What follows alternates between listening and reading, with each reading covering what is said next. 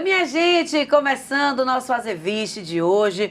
Papo bacana, papo nosso, papo reto aqui, viu? E hoje temos muita coisa para falar. Você já sabe, toda segunda-feira temos programa inédito aqui na sua TV Câmara de Salvador.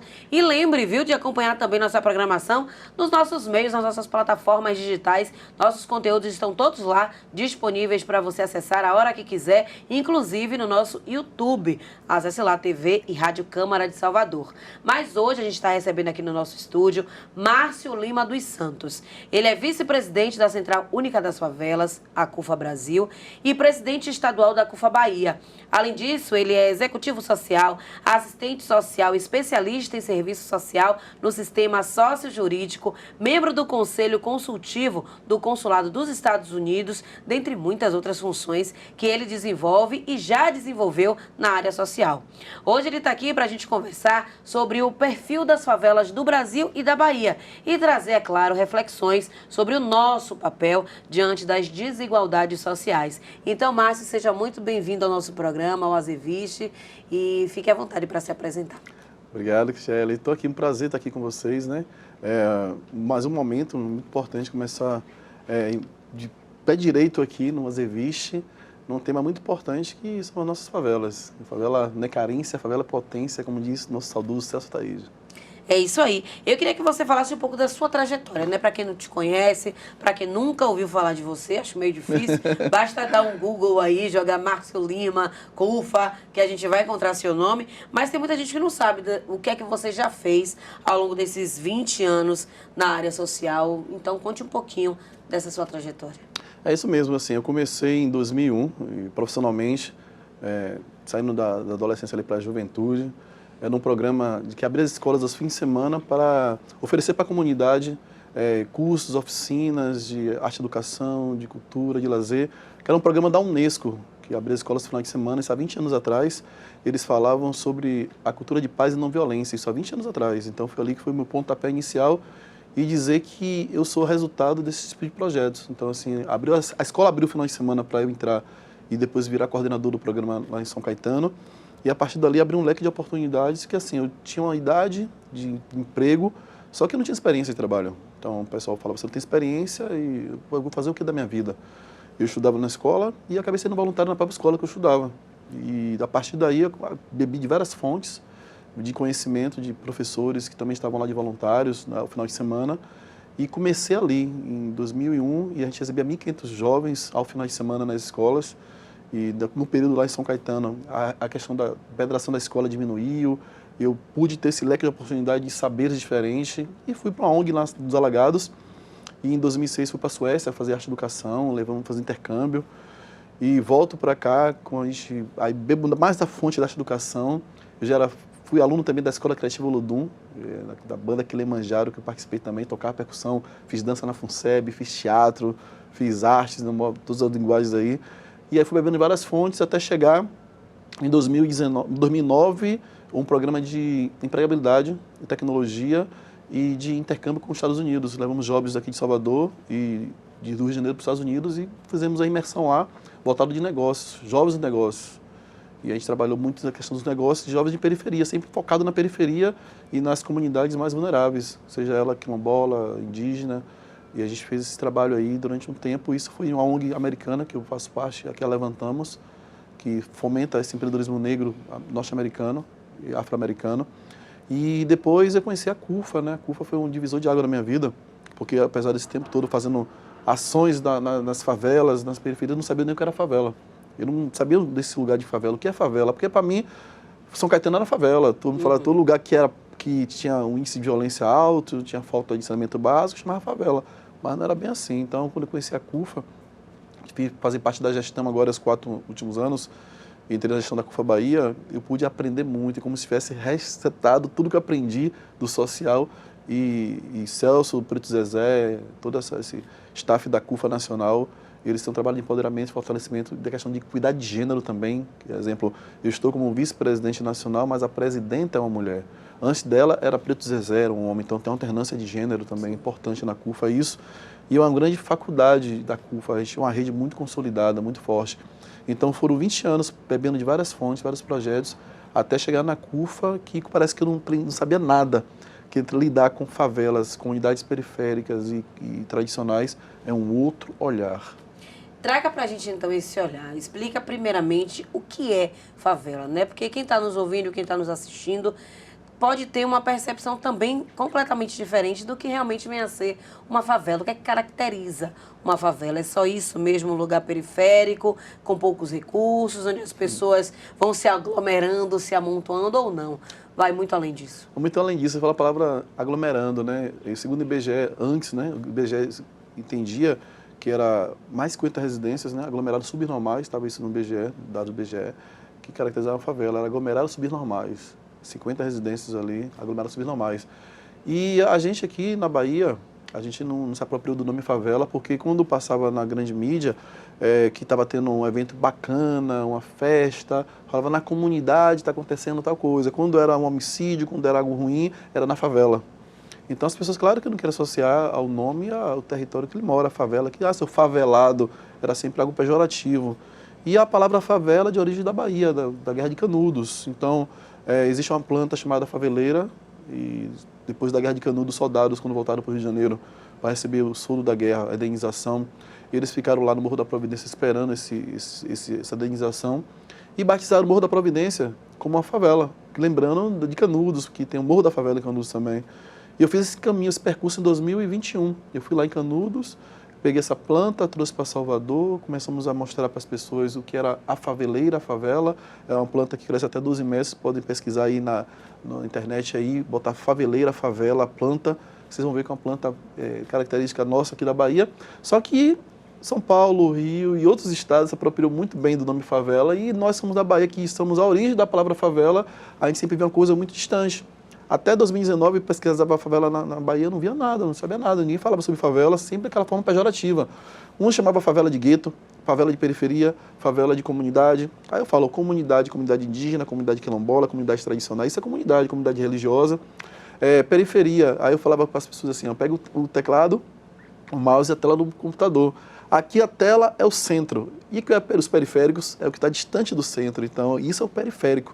A periferia é isso, que está distante do centro. E as favelas, não, tem favela no centro, tem favela na Barra, temos ali uma favela muito conhecida que é o Calabá, temos a Roça da Sabina, que é uma favela também, em Brotas não é uma favela, não é um bairro só, é uma região, e dentro de Brotas a Baixa do Tubo, que é uma favela muito famosa, tem o Candial, que Carlos Brau levou o Candial para o mundo, que é uma favela bonita, e seguindo dados do Instituto Locomotiva e data da favela, a favela ela movimenta a economia de 200 bilhões por ano, mas as pessoas não sabiam disso, então sempre foi vista de forma pejorativa.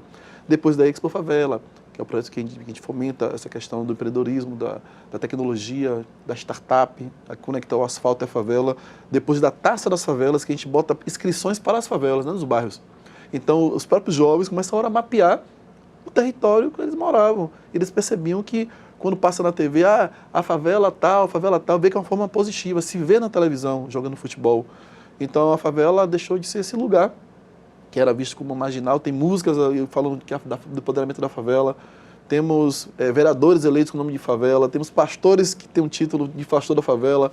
Então a favela hoje quase está virando moda, que não pode virar moda, ela tem que ser realmente empoderada, fortalecida, que não é que não tenha os problemas, tem os problemas sim, sociais, mas a favela hoje ganhou outra conotação, que ela não é carente, ela é potente e movimenta essa economia nacional. Somos 17 milhões de pessoas que moram em favela. Uhum. Quantas favelas temos aqui em Salvador? Em Salvador é difícil de dar um número exato, porque tem lugares ainda que as pessoas ainda estão redescobrindo esse território como favela. Como eu citei aqui, São Caetano, que é o bairro que eu moro, lá tem a Gomeia, que foi um lugar que foi ocupado há um tempo, que hoje é considerado também uma favela. Tem a Baixa do Camurugipe, em São Caetano, que é uma rua dentro de São Caetano, mas as pessoas lá se sentem como se fosse um outro lugar, não fazendo parte de São Caetano, que é a favela Baixa do Camurugipe. Mas lá é uma rua Baixa do Camurugipe, não é um bairro, mas as pessoas se titulam como favela.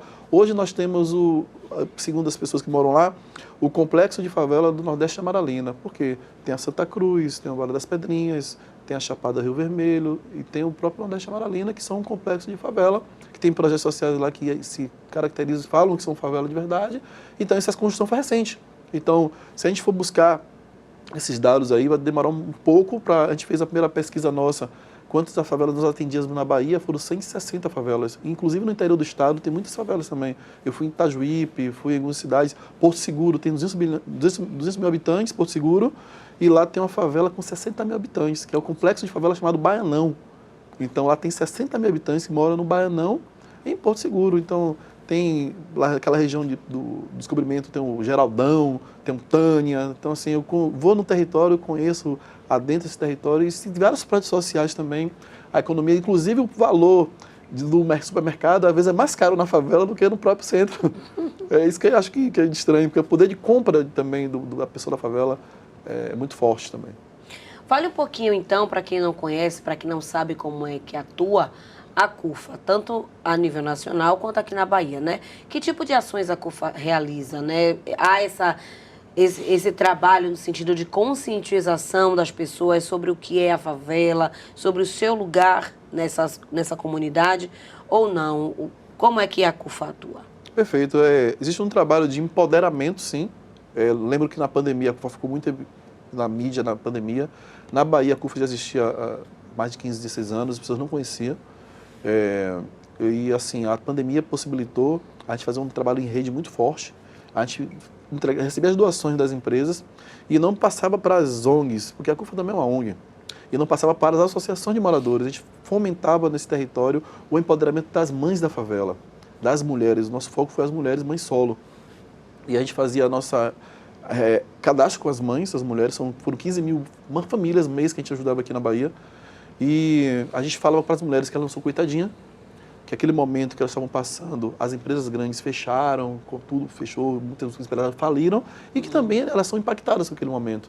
E que a ajuda que a CUFA estava levando não era para dizer que elas são pobres e coitadas, que isso vai passar, que é para continuar esperando alimento. A gente entregou a cesta básica, a gente fazia entrega, não era distribuição, eram entregas qualificadas, com mensagens positivas, oferecendo cursos online, oferecendo oportunidade para essas famílias, para as mulheres, que hoje viraram a chave. Muitas dessas mulheres que receberam cesta básica na pandemia com a CUFA, hoje são empreendedoras sociais, e são lideranças femininas do seu território.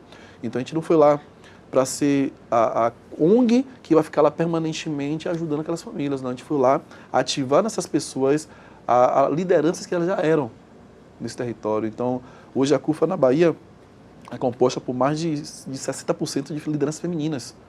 Então, já fomos 90% de lideranças femininas aqui na Bahia, desse território. Estamos em Itabuna, temos aqui em Porto Seguro lideranças femininas. A gente foi para esses lugares, não para eu ser o herói, mas fomentar com essas pessoas uma construção coletiva de como resolver o problema do seu território. E todo lugar que a CUFA ajudou, que esteve, as pessoas permanecem lá fazendo esse trabalho entre elas. Essa economia, não só apenas a economia circular, que a gente levava cartão de alimentação, por exemplo. A gente fazia o quê? A gente recebia o dinheiro da doação e não ia para a conta de Márcio, nem da ONG que Márcio está. Transformava em cartão de alimentação e a gente fazia o cadastro da família e entregava o cartão de alimentação para essa família. Só que antes de entregar o cartão, a gente ia no comércio local, falar com o rapaz do mercadinho para mudar a maquininha dele para aceitar aquele cartão. Por quê? Para o recurso circular no próprio território. Então, quando a gente dá uma cesta básica para uma mulher, a gente escolheu o que ela vai comer. Quando a gente dá o cartão de alimentação para ela, ela vai escolher o que ela vai comprar e ainda vai ajudar também o comércio local. Então, quem recebia ajuda acabava ajudando também o seu território. Então, foi uma coisa construída assim junto com as pessoas. Não foi chegar lá, vai ser desse formato. A gente construiu coletivamente e hoje aí temos as mulheres que participaram desse programa de doação, participou da Expo Favela, foram selecionadas, foram para São Paulo, se conectaram, estão falando de startups, estão falando de fintechs. Então, assim, é um resultado que foi por curto prazo, mas muito bem efetivo. Com certeza. Eu queria que você falasse um pouco de você, Márcio. A gente começou esse programa falando um pouco dessa sua vivência, da sua construção enquanto indivíduo. E você, na sua frase, você disse que você é de São Caetano. E antes da gente começar o programa, você dizia que você permanece indo a São Caetano, vivendo em São Caetano. Da sua infância para cá, muita coisa no bairro mudou. Muita coisa na comunidade mudou. Muita coisa na favela mudou. Então, eu queria que você falasse um pouco sobre a importância de você ter tido essa oportunidade, de você ter vivenciado na escola, ter tido essa oportunidade de crescimento, de passar o final de semana como voluntário na escola. Como isso, você disse um pouco, né, que mudou a chave para você, mas eu queria que você traçasse um paralelo. Caso você não tivesse tido essas vivências, Como é que você acha que seria o Márcio hoje? Né? O que é que essa experiência mudou para você? E, por exemplo, tem pessoas que conviveram com você e que talvez tenham tido um outro destino. Então, que tipo de Márcio você talvez fosse se você não tivesse tido a oportunidade que você teve? É incrível isso, porque eu fui muito regado pelos conselhos dos mais velhos. Eu lembro que minha infância, eu ouvia assim muita frase, respeito os mais velhos. E falar de São Caetano, falar desse território, eu lembro que era meu sonho morar em São Caetano. Eu morava em Campina de Pirajá, numa favela chamada Goró. Eu morei no Barco de Madeira, minha mãe, meu pai trabalhou desde cedo na indústria, meu pai, ela tinha problema com álcool, minha mãe separou dele, eu tinha 12 anos, então fiquei com a minha mãe solo, trabalhando todos os dias. E meus amigos, e a minha vantagem é que eu era filho único, por mais que eu tivesse morando num lugar de vulnerabilidade, eu tinha privilégios, porque eu era filho único de meu pai. E meus amigos não, tinha 5, 6, 7, 8 irmãos, um pão lá era uma guerra para de comer um pão, e para mim não, eu tinha sempre a minha comida em casa, as coisas. Aí eu comecei a perceber, quando minha mãe deixava em casa com a chave, eu não podia sair, eu fugia, pulava o muro, e o vizinho, para onde mais? Eu voltava, respeitava o vizinho, respeitava o mais velho nesse lugar. E aí a vizinha aconselhou minha mãe, bota ele, matricula ele no projeto social, tal, que eu fui de bolsista também de escola pública, de escola privada. Eu era o único negro da sala, o único negro da escola, isso me machucava muito, porque eu não entendi o que era o racismo, se sofri, não me recordo nessa época, mas tinha mal em ser o único negro da sala, o único negro, até que teve um momento que minha mãe foi chamada na escola, onde uma diretora dessa escola em São Caetano, que existe a escola até hoje, falou para minha mãe que eu ia ser uma péssima influência para os alunos. Isso, eu não falo para minha mãe hoje que isso deve machucar muito, me machuca hoje, porque eu não tinha noção do que foi antes. Eu sou uma influência muito negativa para os alunos. E hoje eu sou referência no território onde eu moro, sou referência no meu estado, referência nacionalmente. E eu quero voltar a essa escola para mostrar para outras pessoas lá que eu sobrevivi a tudo isso, né, que as pessoas achavam que eu ia ser. Porque, de fato, meus amigos da época de infância, alguns que sobreviveram, eles estão no mesmo lugar, ou no vício da droga, ou no vício do álcool, e que isso é muito tendencioso na fase da adolescência, a nossa adolescência. Que os pais hoje não acompanham mais seus filhos na escola, não acompanham mais seus filhos no elogio, e se o pai e a mãe não elogiar seu filho, alguém vai elogiar, falar que ele é um menino bom, que ele correria e que vai apoiar ele com alguma coisa. Então, se você tem seu filho, elogie seu filho, por mais simples que seja o desenho, por mais simples que seja a atitude dele, elogie, porque se não elogiar, com certeza, alguém vai elogiar. Minha sorte, quem elogiou foi um vizinho, uma vizinha, que me possibilitou estar num projeto, tomar amor para um projeto. Eu estou fazendo 20 anos na área social, em projetos sociais, mas desde adolescente que eu faço isso na minha vida. Então, para quem não conhecia Márcio, eu bebi de várias fontes, e a cultura, a arte e a educação, ela me salvou também. Isso é muito importante a gente fomentar isso. E a escola aberta aos fins de semana. A escola aberta no fim de semana é essencial. Então, foi esse lugar que eu me encontrei como profissional, nas escolas abertas por uma semana. E muitos amigos meus falavam que eu era besta, que estava trabalhando de graça. E foi ali que eu tive experiência em todas as áreas, na administração, na gestão, foi como um voluntário. Então, enquanto vocês achavam que eu era besta, eu estava sendo muito esperto sem saber. E estava salvando a minha própria vida. Então, muitos ficaram para trás porque eu não tive essa experiência. Eu nunca precisei botar currículo para procurar emprego. Sempre fui convidado a trabalhar pela minha qualificação na área. Então, eu me adaptava muito fácil aos campos de trabalho. Uhum. Você falou aí muito claramente, né, que alguns dos seus contemporâneos, né, dos seus amigos de infância, alguns sobreviveram. E a gente vê que em muitas favelas, em muitas comunidades, em muitos territórios, como você diz, a presença do tráfico tem cooptado nossos jovens, nossos adolescentes, principalmente negros, né, que estão ali de uma forma mais intensa, vivendo aquele contexto, aquela realidade. De que forma esse tráfico, essa violência, que muitas vezes as mortes têm requintes de crueldade, como esse convívio com o tráfico e com todas as suas pernas, né, com todas as suas nuances, acaba interferindo na vivência dessa favela, dessa comunidade, nas relações? Como é que você avalia isso? O tráfico existe há muito tempo, né? Eu lembro da minha infância já tinha tráfico de drogas. E eu nunca recebi convite para participar do tráfico. O tráfico eu nunca presenciei o tráfico convidando ninguém. Existe muito o desejo das pessoas ir para o tráfico. Então, o tráfico, ele nunca me convidou, nunca convidou meus amigos, nunca vi esse relato Eu trabalhei muitos anos na região de Alagados ali também, então ali foi onde mais perdi jovens, que eu fui instrutor, fui educador naquele território, perdi mais de 30 jovens, ex-educandos meus, assassinados. E aí eu perguntava para eles o que os levavam a entrar no tráfico. Eles falavam que justamente era a oportunidade de ter um dinheiro no bolso, era a oportunidade de ser respeitado. Um relatou que ele vendia na rua CD com o pai dele e as meninas não queriam namorar com ele porque ele era camelô, tipo vendedor de CD, na época, DVD e CD, com o pai. O pai ficava com ele do lado. Era uma imagem muito bonita que eu lembro desse menino. E aí eu convidei ele para cantar. Esse menino tinha uma voz linda, cantou muito bem, entrou no projeto na Marcha Educação, e o pai dele chorava ver ele cantando. Ele cresceu, esse menino cresceu, e aí eu encontrei com ele uma vez na rua. Ele estava com uma cirurgia na barriga. Aí ele me falou que foi pro tráfico porque ele queria realmente namorar, queria ter dinheiro. E ele teve dinheiro rápido, que ele falou. Em uma semana já tinha um dinheiro. Só que teve uma emboscada que, entre o povo do tráfico, que queria realmente tomar boca, e acabou sendo alvejado. Só que ele disse que saiu, mas estava de carro, estava de moto. Foi uma ascensão muito rápida. E aí, quando eu volto nesse lugar ano passado, eu vejo o pai desse jovem. Aí eu perguntei, cadê fulano? Ele morreu.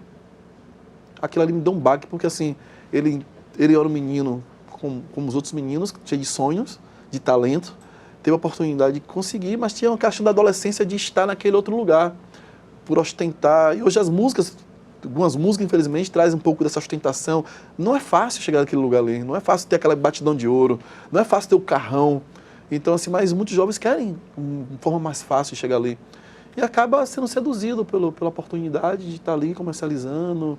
Só que tem um tempo curto, muito curto. Eu lembro que eu falei em uma entrevista anterior que eu não sabia desses dados também. Estava lendo um artigo que em Salvador nascem mais homens, mas aos 15 anos existem mais mulheres. Então esses jovens estão morrendo muito, ou estão sendo outra coisa. Como é que tem mais mulheres, mas se nascem mais homens? Então, e hoje também não está diferente. A gente vê na grande notícia aí, meninas também sendo assassinadas, que era raro ver meninas sendo assassinadas. Meninas não queriam nem se envolver com alguém que fosse do movimento. As meninas não gostavam. Você tinha que fingir que era certinho, tocar um violão na escola.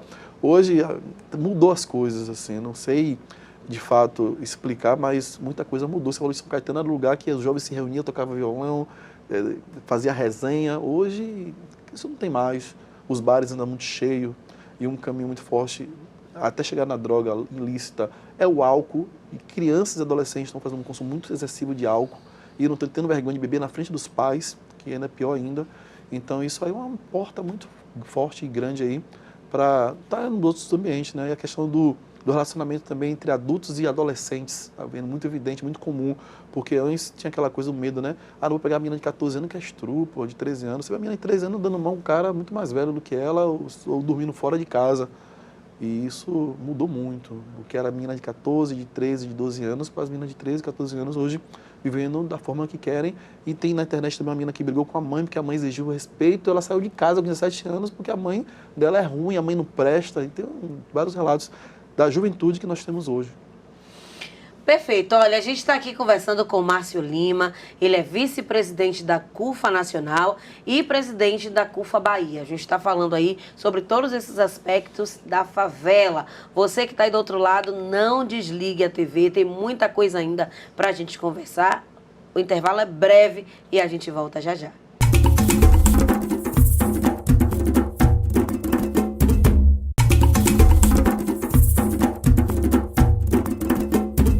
Estamos de volta, tá vendo? Foi rapidinho o nosso intervalo, só o tempo de você beber uma água, respirar um pouquinho, mas a gente já está de volta conversando com o Márcio Lima, ele que é o presidente da CUFA Bahia e também vice-presidente da CUFA Nacional, falando um pouco sobre os aspectos da favela brasileira e também aqui da Bahia. A gente foi para o intervalo falando um pouco sobre os projetos que ele participou, o atual cenário nas favelas aqui da Bahia, principalmente, e a gente falava sobre a importância de políticas públicas e como elas mudaram a sua vida, né? Antes, assim, da gente introduzir outros assuntos, eu queria que você voltasse nisso para a gente trazer ideias, trazer sugestões de políticas públicas que você acredita que seriam cruciais para a gente distanciar cada vez mais os nossos jovens dessa boca que é o tráfico que está ali, né? Somente cooptando, atraindo os nossos jovens.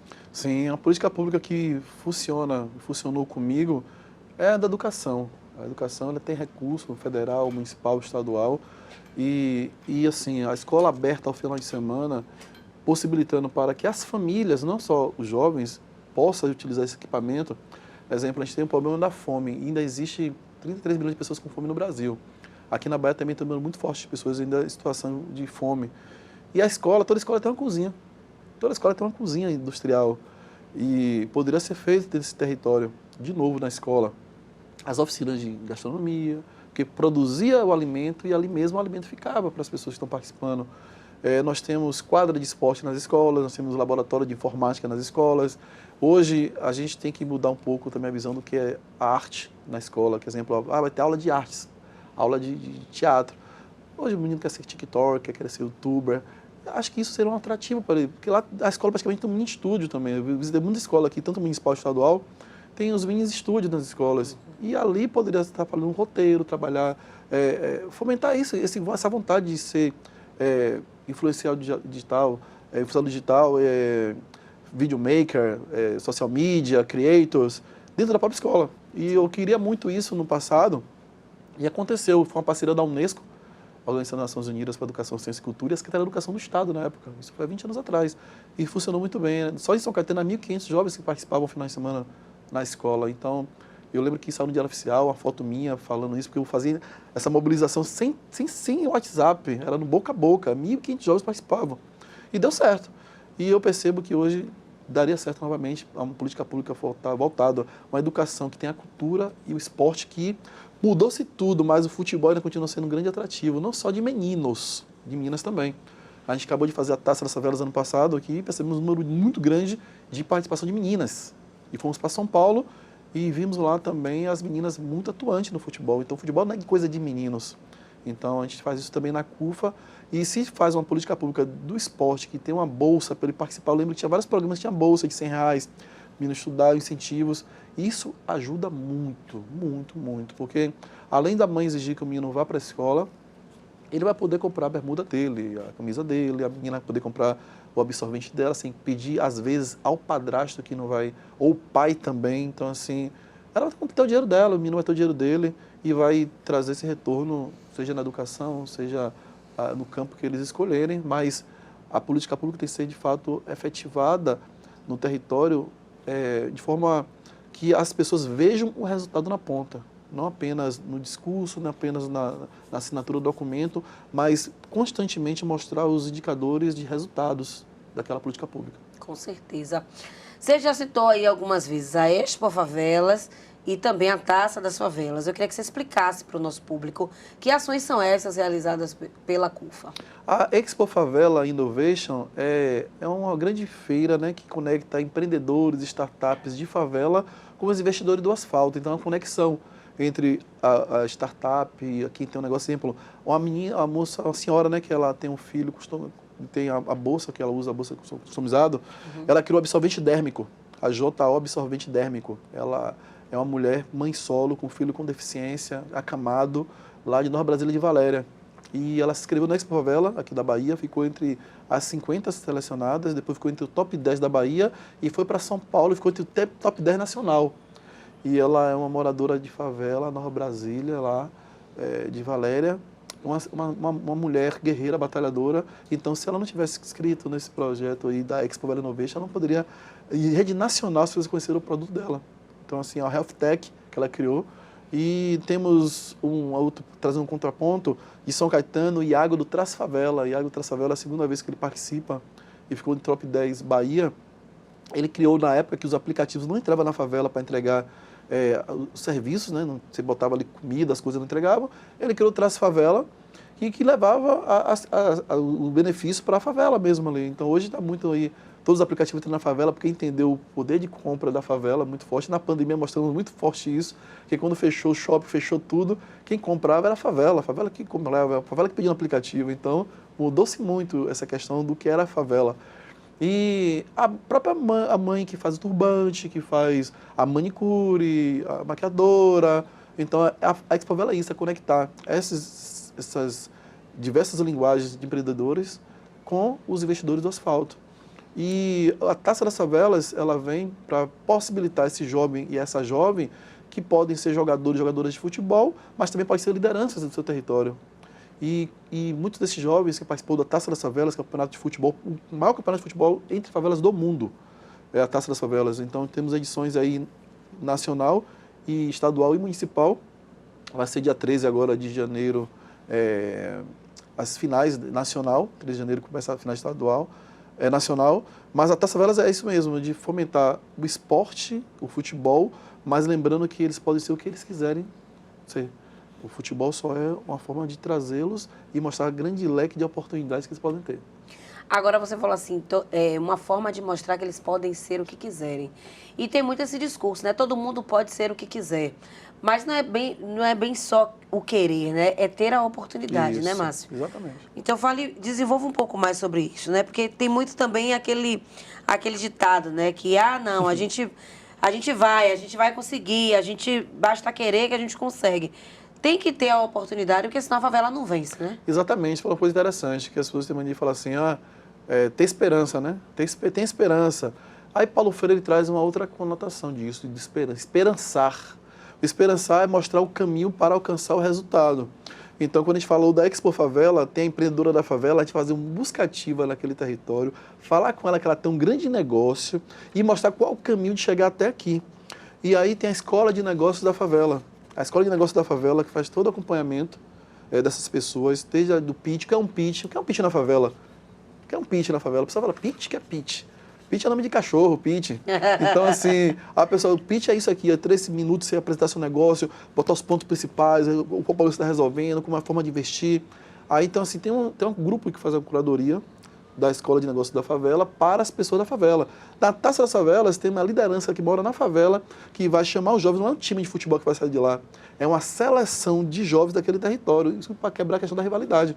Porque existe uma dificuldade que a gente falou de escola, muito grande do jovem que mora em São Caetano, por exemplo, foi estudar em outro bairro que eles não são parceiros. Uhum. E aí o menino não vai para a escola naquele bairro, a mãe pensa que o menino quer estudar. Não, ele está com medo, ele quer sobreviver mais um tempo, ele não quer participar daquele lugar, ele não se envolve. E se envolveu, ainda pior ainda, que não vai sair daquele território ali.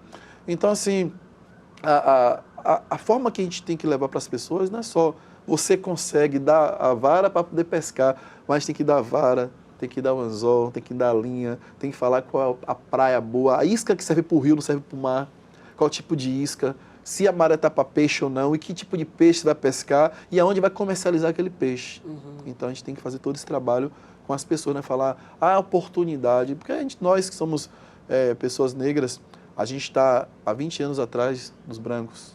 E eu que sou assistente social, fui para os Estados Unidos, para a Suécia, fui para um monte de lugar, e eu tenho que provar ainda que eu sou bom até hoje. Tenho que provar o tempo todo se eu sou bom. Você é assistente social mesmo, é? Se você é isso mesmo, é você mesmo? Você foi aonde mesmo? Tipo assim, o tempo todo a gente tem que mostrar para as pessoas que nós somos competentes. Imagine um jovem, uma mãe solo, é muito mais difícil a caminhada. É isso mesmo. E esse ditado lhe incomoda então? Favela venceu? Incomoda muito porque eu posso falar que eu sou desse lugar até hoje. Então, eu nunca saí da favela. Moro na favela por opção mesmo de morar, porque assim eu quero sempre me conectar a esse lugar. E vejo muitas das pessoas que saíram desse lugar e voltam, ou saíram e se perderam. E o vencer, como eu falei, é muito singular. Cada pessoa tem seu sonho, sua forma de entender o que é vencer. E para mim, a favela venceu. Ela tem saneamento básico, ela tem segurança pública, a abordagem policial está sendo de forma correta, como faz na orla, a educação está sendo a mesma qualidade que a escola particular dentro da favela, a favela está com creches, a favela tem hospital próximo à favela, a UPA está funcionando perfeitamente, você pode circular livremente com sua família na favela. O que é vencer? Vencer para mim é ter esse conjunto de coisas dentro da favela.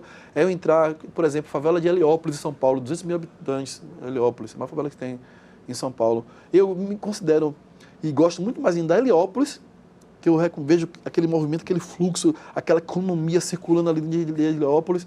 Eu falo, eu sonho que isso esteja lá em Salvador também. Qualquer favela em Salvador, tivesse essa conexão, tem Heliópolis. Heliópolis lá tem o Favela Log, que faz parte da Favela Road, que o Celso criou, que faz entregas que os moradores de favela do projeto Recomeço, que foram pessoas que foram do presídio, que voltam para a favela e que não têm oportunidade de emprego. E aí, quando bota currículo, está com ficha suja. E o programa Recomeço é isso. É capacitar essas pessoas, egresso do sistema prisional e dar oportunidade de trabalho. E receber um valor de trabalho digno também. E ser reconhecido na sua favela, na sua comunidade, como pessoa de bem e trabalhadora. Então, favela vencer, para um cara que saiu do sistema prisional, ele vai vencer quando? Ele volta para a favela. Então, a favela vence, mas as pessoas que moram lá não vencem. É muito complexo isso, esse olhar. Acho que vencer é singular e tem várias formas de se vencer. Como eu falei, eu tenho 42 anos de idade, para mim eu venci. Porque quando eu olho para trás, eu lembro que muitos deles ficaram para lá. E muitos deles não conseguiram completar 18 anos. Então, eles não venceram para mim. Não é dizer que eu comprei carro, comprei apartamento, fui morar no Alphaville e eu venci. Não venci, não. Porque meus pais continuam no mesmo lugar. Então, Márcio pode ter vencido, mas o lugar de onde eu venho continua. Agoró, quem sabe onde é Agoró, em Campina de Pirajá, ela continua lá, fedida, o dique está fedendo, ela tem um dique lá fedendo. Continua a vulnerabilidade alta. Muitas pessoas saíram de lá, estão morando em Portugal, amigos meus, uns também venceram na vida, estão morando em Portugal. Ele venceu, então vai dizer que a favela venceu? Eu saí de Campina de Pirajá, estou em São Caetano, que é do lado, mas a favela continua no mesmo lugar. Lá dentro não tem creche, não tem escola, não tem nada. A favela tem um dique, tem uma ponte, tem um fedor horrível e está lá. Botou asfalto recentemente. Então, assim, o que é vencer na favela? É muito complexo ainda dizer que a favela venceu. Precisa de políticas públicas, investimentos, só se faz revolução com dinheiro. Só se muda esse território, só vence se todo mundo estiver empregado. Ou ser empreendedor, ser dono do seu próprio negócio. Com certeza. E existe algum tipo de diálogo entre a CUFA, seja nacional, seja a CUFA Bahia, com os governos, com os representantes públicos? Sim, um diálogo muito forte. A CUFA é partidária, a gente conversa do município com o prefeito, no estado com o governador, e o governo federal com o presidente, seja o anterior, seja o atual. A CUFA tem esse diálogo com deputados, com vereadores e também sugestiona também políticas públicas e também participa da efetivação dessas políticas. Quando a gente sentou aglomerados subnormais, eu falei do IBGE, isso que estava no IBGE, o Ministério do Planejamento fez uma parceria com a CUFA Brasil. E aí tinha lugares aqui em Salvador e lugares também fora, onde o IBGE não conseguia adentrar. Por exemplo, Palestina não tinha censo, não conseguia fazer boa parte da Valéria, alguma parte do bairro da Paz. E nesse lugar nós temos lideranças da CUFA. Então fizemos uma parceria com o Ministério do Planejamento e criamos um programa Favela no Mapa, nome. E aí o Ministério do Planejamento, com o resultado, foi positivo, instituiu o nome Aglomerados Subnormais. E a favela passou a existir dentro do IBGE. Isso foi muito importante, um avanço. Então, isso é âmbito nacional. Aqui no município, a gente discute muito com os secretários formas de como eles podem estar dentro do território mais efetivamente colaborando, apoiando os projetos que a CUFA já existe dentro do território com a rede. E de forma estadual também, governo do estado, inclusive foram os apoiadores da Expo Favela Innovation, governo do estado, a prefeitura do município de Lauro de Freitas também, eles apoiaram, participam também dessa construção. Então, assim, o prefeito de Itabuna me liga perguntando quais são as ações que a gente pode levar para o interior de Itabuna, o prefeito Jânio Natal de Porto Seguro também me liga. Então, a gente tem, independente do partido que eles são representantes do povo e a gente tem que estar dialogando para poder as ações. Por isso que eu sei os dados de Porto Seguro, sei o dado de Cabralha, sei dados de lugares que a gente conversa muito, se conecta muito com essas pessoas. Uhum. Agora vamos falar sobre um outro aspecto, né, das favelas, das comunidades, dos territórios. A gente falou sobre a questão da violência, do tráfico, que também acabam dando essa ideia de poder para os nossos jovens, mas de pelo menos 10 anos para cá, a gente tem visto também o crescimento das igrejas neopentecostais nessas comunidades, né? Já vinha se tendo já histórico que há a presença dos terreiros de candomblé e de outras nomenclaturas, de outras religiões nesses lugares, mas as igrejas neopentecostais têm avançado muito ao longo dos anos, né? O que também acaba, sob meu ponto de vista, contribuindo para que muitos jovens, muitos pais, muitos homens e mulheres deixem de seguir o tráfico e vão em busca das igrejas, dessas nomenclaturas religiosas, onde também vão ter essa ideia, essa perspectiva de poder.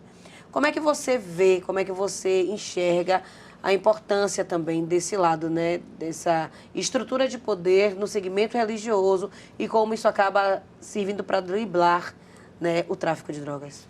Importante essa pergunta, porque eu percebi nessas andanças aí no Brasil o número de terreiros que diminuiu muito também. E o aumento das igrejas pentecostais no território da favela. E quando a gente vai percebendo, a gente vai saber quem são essas pessoas. Existia um problema muito sério de intolerância religiosa. Isso tem muito no Rio de Janeiro, né? Das igrejas aí, com os terreiros de candomblé no Rio de Janeiro. Mas aqui, partindo para a Bahia, eu fiz um encontro de lideranças evangélicas.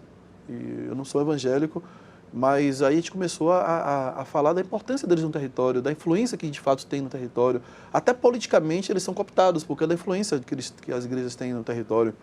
E começamos a falar com essas lideranças das igrejas pentecostais sobre feminicídio, sobre intolerância religiosa. Pegamos os líderes, bispos, pastores e apóstolos, primeiros, eles e elas, e começamos a falar da importância, o que era o projeto social, o que era uma favela, o que era ser negro nesse lugar, o que era ser mulher nesse território, o que era mãe solo nesse território.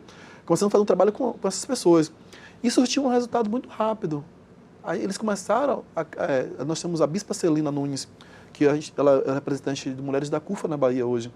E ela traz uma linguagem dentro da Subúrbio Velho de Salvador, com outros pastores. Ela fala muito sobre a questão do feminismo dentro desse território, da importância de valorizar a mulher. Era uma coisa que a gente não se escutava, né, nas igrejas evangélicas. Então, ontem eu tive um encontro também com alguns líderes religiosos falando da importância da gente fazer algo que não seja levantar a bandeira de política de igreja, mas pensar no nosso povo como um todo e falar assim, olhe para ao redor de nós, somos iguais, se a gente olhar um no outro. Então, esses jovens, quando eles querem sair do tráfico, eles me relataram, eles têm que ir para a igreja. Porque existe um perdão apenas para quem vai para a igreja. Então, existe essa influência muito forte. O cara quer sair do tráfico, ele fala, hoje eu não quero mais o tráfico, vou curtir minha vida, não. Ele era perdoado se for para uma igreja. Então, existe esse respeito também pelas igrejas pentecostais, as igrejas evangélicas de forma geral, mas eu falei, também tem que existir o respeito para as terreiros de candomblé, porque se o cara quer ir para a igreja e ele é perdoado, ele se perdoado também se for para o terreiro, para a igreja católica, isso é importante também. É uma religião, ele quer voltar a se conectar com o que ele acredita, porque às vezes a pessoa vai para uma igreja para sair dali, mas ele nem acredita que está ali, ele não sente bem estar ali na igreja, mas é a forma de sobreviver. Então eu estava dizendo isso com eles também, para nos ajudar a diminuir essa questão da intolerância religiosa, porque eles são lideranças, as pessoas vão escutá-las, e a gente vai conseguir alcançar o nosso objetivo da paz e não violência quando a gente perceber que cada pessoa pode escolher aquilo que quer ser. Se quer ser evangélico, se quer ser ateu, se quer ser... Eu falei porque todas as religiões pregam o amor, independente. Eu não desconheço hoje uma religião que prega o ódio, uma religião que prega a violência, uma religião que prega a destruição.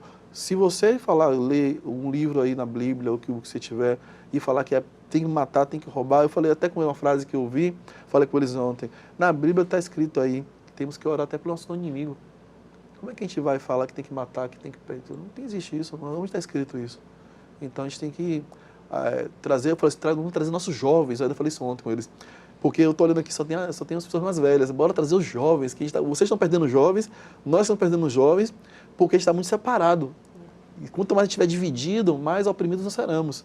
Então vamos nos juntar para salvar os nossos. Isso mesmo.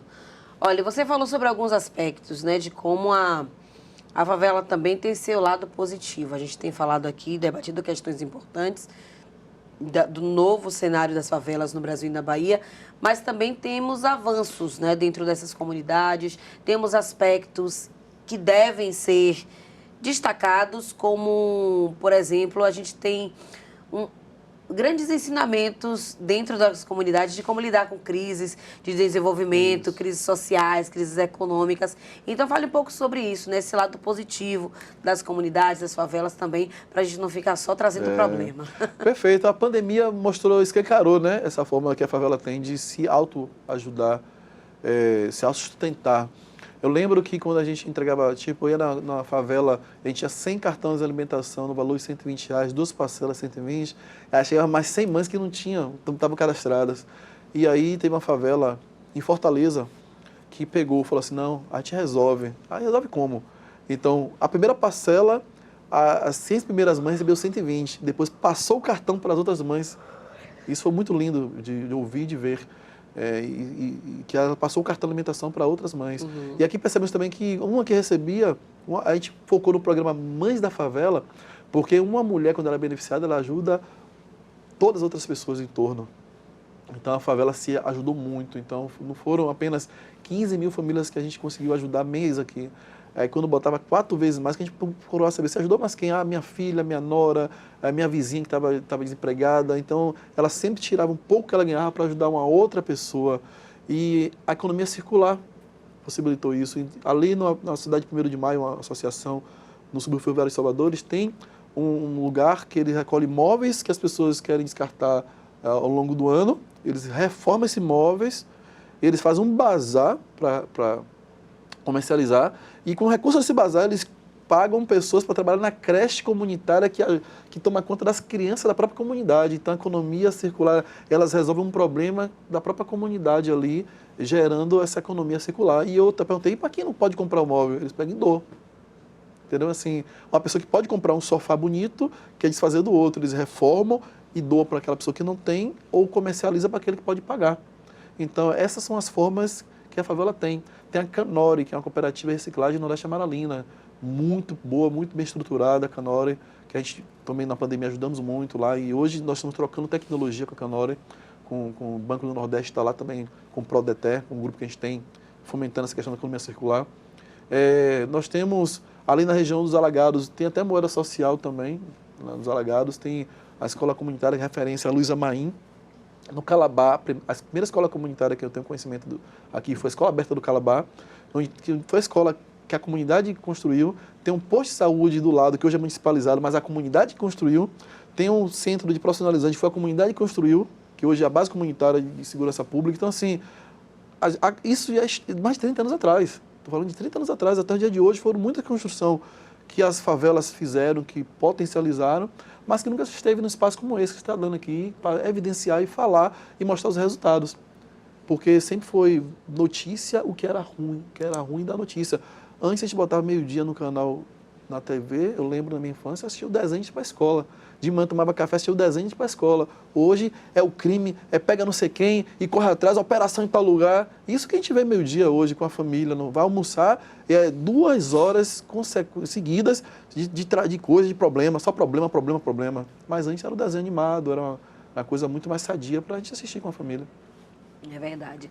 E a gente sente muita falta disso, né? É. Mas como a gente já está nos minutinhos finais do nosso programa, eu quero que você deixe aí os meios de contato para a gente acompanhar cada vez mais o trabalho da CUFA e também, quem sabe, né, de jovens que queiram entrar em contato para saber mais onde encontrar, inclusive orientações da CUFA Bahia, como é que pode fazer?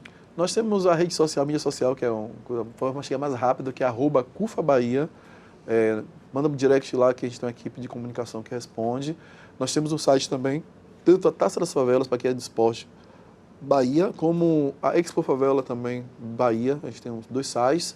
E estou à disposição também para participar, quero voltar esse ano, 2024, às escolas, porque foi lá onde eu comecei, foi lá onde eu aprendi, e eu preciso voltar para refazer o meu caminho de volta. É importante a gente refazer o caminho de volta. Para você que se acha que a favela venceu, que você venceu, faça o caminho de volta e dê a mão aos outros favelados que não venceram igual a você.